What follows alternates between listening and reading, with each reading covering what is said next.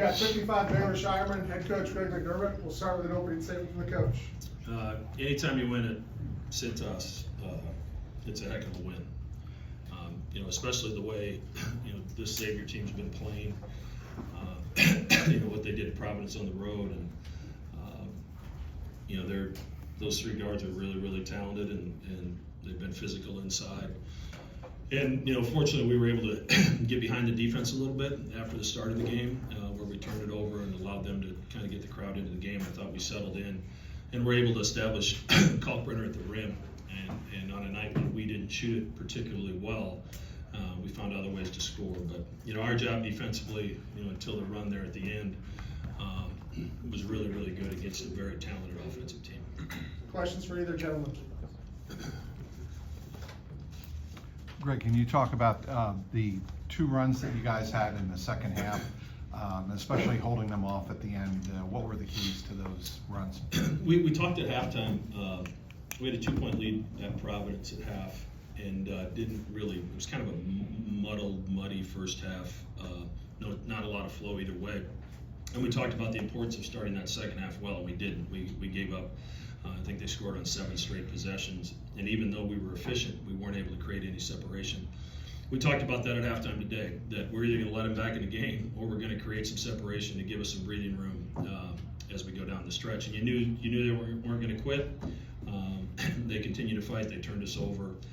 But we had a lot of easy baskets during those runs, where our threes generally is a big part of what we do. And Baylor really, I thought, attacked the rim extremely well, and those guys found Kalkbrenner. 23 assists on 31 23 assists on 31 makes is pretty good basketball.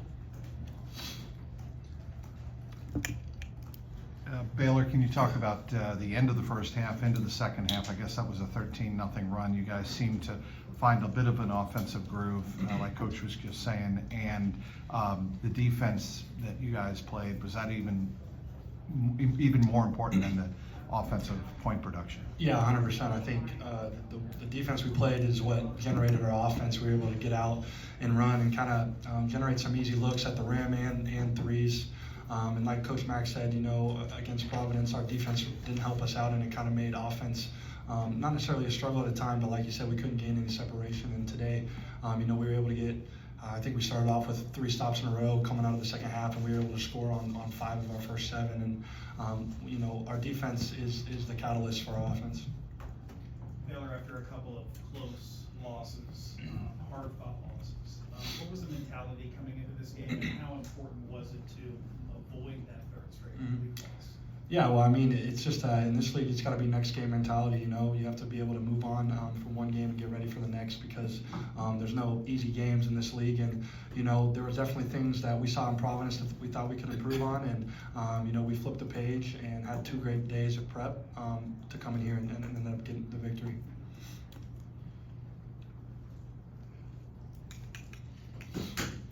Greg, if you could address maybe the significance of the win in the standings. I know there's a long way to go, but given the way there are so many teams stacked up in the middle of the conference, a win like today on the road, the significance of that?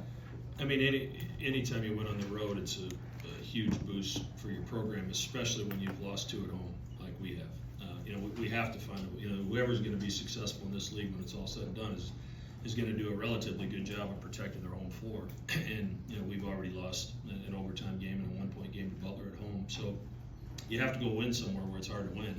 And this place is arguably one of the hardest places to win in the league. So we're getting closer to March. So games like this are important for your resume in March. And I really think UConn has probably separated themselves a little bit from the rest of the league, deservedly so. And Marquette seems to have found their stride again. The rest of us, throw us all in a hat, mix us up, and pull one out one day or the other. We're so close together in the standings, and a lot of the games have come down to the last 2 or 3 minutes where it's anybody's game, and that's a sign of a really strong, healthy conference.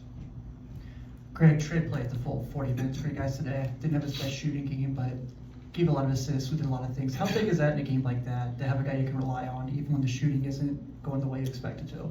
Yeah, Baylor got 38 seconds of rest today, and Stephen got 4, so we're moving in the right direction, I guess. But You know, I have to rely on these guys, and they're conditioned to do it, not only physically, but mentally. And we understand what they can and can't do in the 2 days in practice leading up to a game, so that they have enough in their tank to finish a game like this one. And you know, Trey didn't shoot it like he usually does tonight. He got to spots and he missed shots, but he impacted the game in other ways, defensively, making plays for others, handling the pressure at the end. So he's really important to what we do, and you know, we wouldn't be where we're at without him. Anything else? Thank you.